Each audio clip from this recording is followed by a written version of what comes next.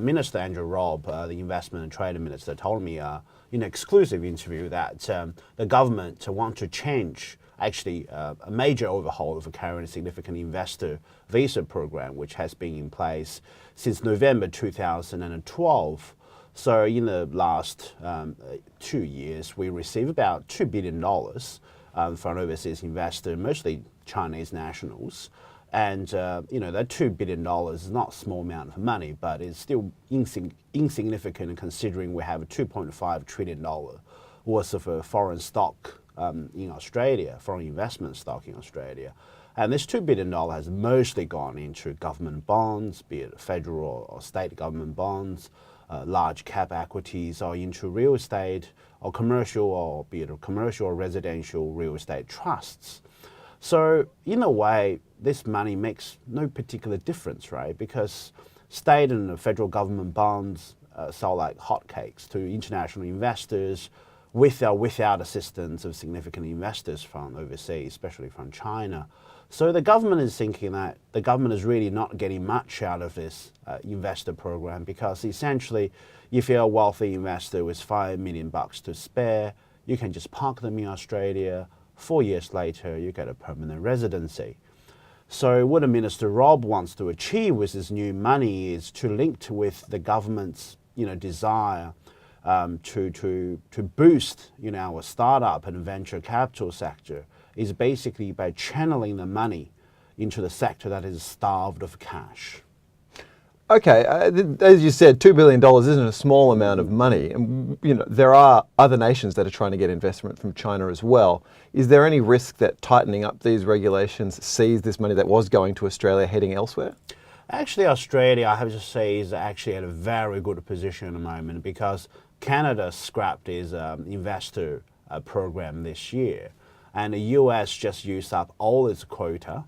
And Singapore, another kind of hot destination for China, for China's investor, also scrapped its investor visa programs. So why Australia is in a very competitive advantage, because no one else offers a kind of a similar program at the moment.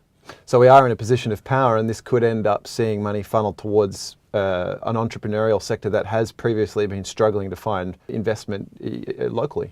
Yes, I think Minister Robb made a very good point. I think it's kind of a common knowledge in the way that Australian startup sector, venture capital sector is, does not get a lot of cash.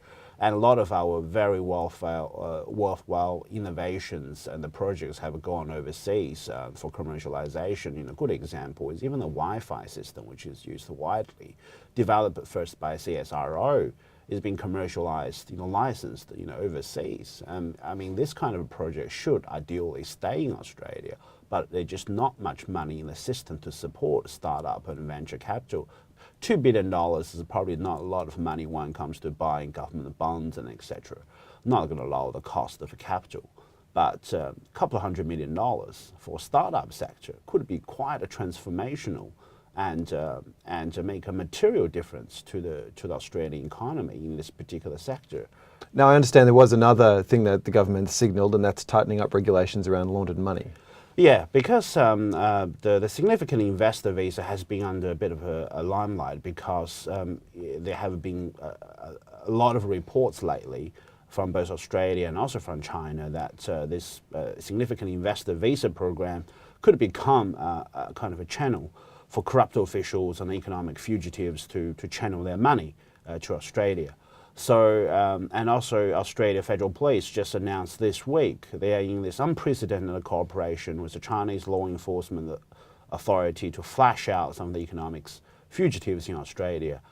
And just finally, if I looked at this from a Chinese perspective, I see a country that's taking my money but maybe being a little bit ungrateful about it, and then also saying, well, this is all laundered anyway. Shouldn't I be a little bit offended by this? I think after all, Australian citizenship is a privilege. They wanted, to come here.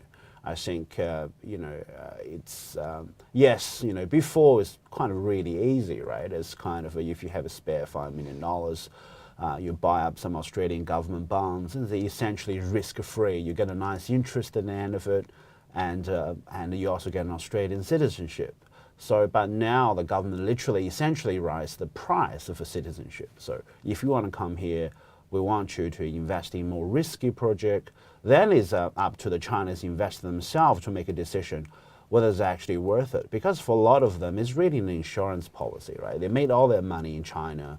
They want to have the security that I become Australian citizen, can have my family here. So essentially it's a question, how much is my insurance policy is going to worth? Right. Peter Tsai, thanks very much. Thanks, Eric.